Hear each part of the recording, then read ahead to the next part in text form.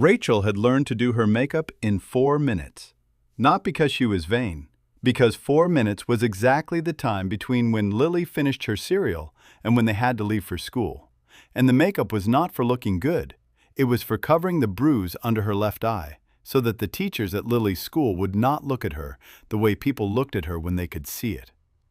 She had learned that look in the 3 years since she left Marcus, the specific combination of pity and discomfort that people arranged on their faces when they saw evidence of something they did not know how to address.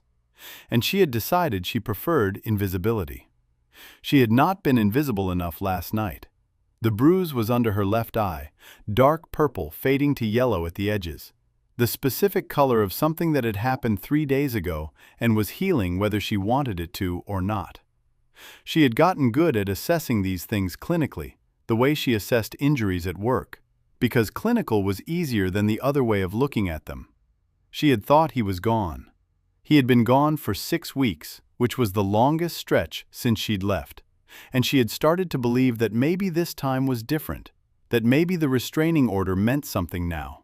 That maybe the version of her life she had been building piece by piece in this small apartment, in this city where she had moved specifically because he did not know anyone here, was starting to be real. Then she heard his voice in the hallway at 11:15, drunk and certain. The specific certainty of a man who has decided that the rules apply to other people. She had not opened the door. She had held it shut with her body and called the police, and talked to Lily through the bedroom wall in a steady voice about nothing, about tomorrow, about the trip to the aquarium she had promised for the weekend, while Marcus's fist hit the door 3 times. The 3rd time he hit it, something in the doorframe cracked, and her shoulder took the impact, and that was the bruise. Not his hand, but the door she had been holding closed. The police came. He was gone by then. They filed a report and told her to call if he came back and left. She had sat on the floor of the hallway for a long time after Lily fell asleep, with her back against the wall and her knees to her chest. And she had not cried, because crying required energy she did not have, and she had thought about what it meant that she had done everything right. The restraining order, the new city, the unlisted number, the 3 years of building something careful and quiet. And he had still found the hallway. She had thought, I don't know how to make him stop. She had not said this to anyone. She had filed it away in the place where she kept the things that were too large and too true to say out loud. Now it was 8:15 in the morning, and she was standing outside the school with Lily's hand in hers and 4 minutes of makeup on her face and the particular exhaustion of a person who has not slept and is performing normalcy for the sake of a 7-year-old who deserves normalcy. Can we go to the aquarium Saturday? Lily said. Yes, Rachel said. Absolutely yes. Lily seemed satisfied with this and released her hand to run toward the school gate where her friend Poppy was waiting. Rachel watched her go and felt the specific thing she always felt watching Lily run toward something without fear, which was a combination of love and grief and something that was not quite hope but was working in that direction. She heard a car slow beside her. Her body responded before her mind did, the specific physical reflex of a woman who has spent years learning to register certain sounds as threats, and she turned with her shoulders already up and her keys already in her hand. The car was a dark Mercedes, and the window was coming down, and the man behind the wheel looked at her face and went very still. She had seen him before. She knew she had seen him because the mind did not forget faces like that. The face of a man at the end of a very bad night, gray-white and barely conscious, slumped against the steering wheel of a car pulled over on the shoulder of the Morrison Bridge Road, 14 months ago, when she had been on a night shift and the call had come in as a man collapsed in a vehicle. She had done CPR for 4 minutes in the rain on the tarmac while her partner called it in, and the man had come back, which was the word they used. Come back. And she had ridden with him to the hospital and handed him off and gone back to her shift, and not thought about it much afterward, because that was the job. She had not known his name. She had not asked. He was looking at her face. She was suddenly aware of the bruise. The makeup had covered most of it, but the swelling was harder to cover, and she could feel him seeing it, and she felt the familiar flush of something that was not quite shame, but lived in the same neighborhood. "I'm sorry," he said. His voice was careful in the way voices are careful when someone is trying very hard not to say the wrong thing. "I don't mean to. I recognized you. You probably don't remember me." "I remember you," Rachel said. He looked at her for a moment.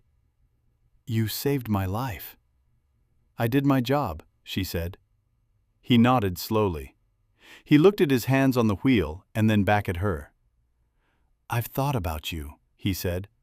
"I asked the hospital. They said they couldn't give me your information. I understood that." A pause. "I'm Nathan." "Rachel," she said. Lily had disappeared through the school gate. The other parents were dispersing. She and Nathan and the idling Mercedes were briefly the only still things on the pavement. He looked at her face again.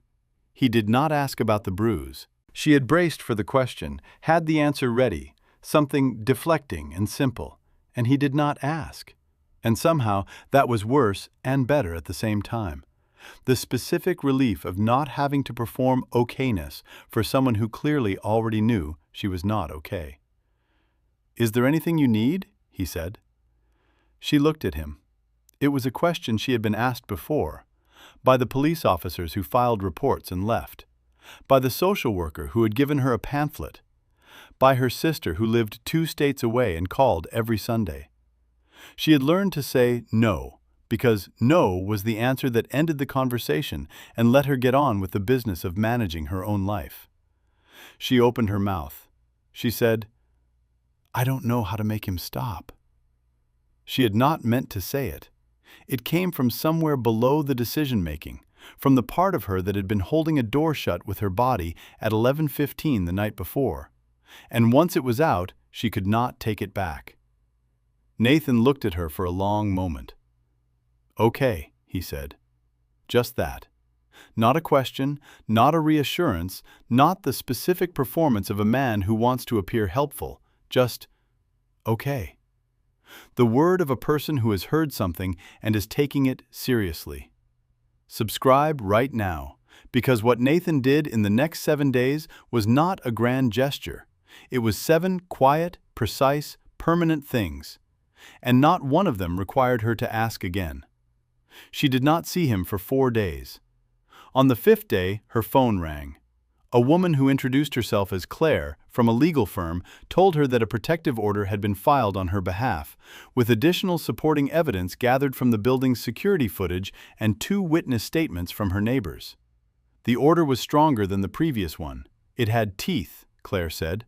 She used that word specifically. Rachel asked who had engaged the firm. Claire said she wasn't at liberty to say. On the 6th day, a locksmith arrived at her apartment. "New locks," she was told. "Compliments of the building management." She called the building management. They said the upgrade had been arranged and paid for by a tenant services fund she had not previously heard of. She did not push further. On the 7th day, a letter arrived. No return address. Inside was a single piece of paper with a phone number and 4 lines of text in plain type. "The number is for a security consultant named Arden. She works specifically with people in your situation. There is no cost. There is no obligation. You do not have to call. But if Marcus comes back, Arden will know what to do before the police arrive. Nen." She sat at her kitchen table and read the note twice.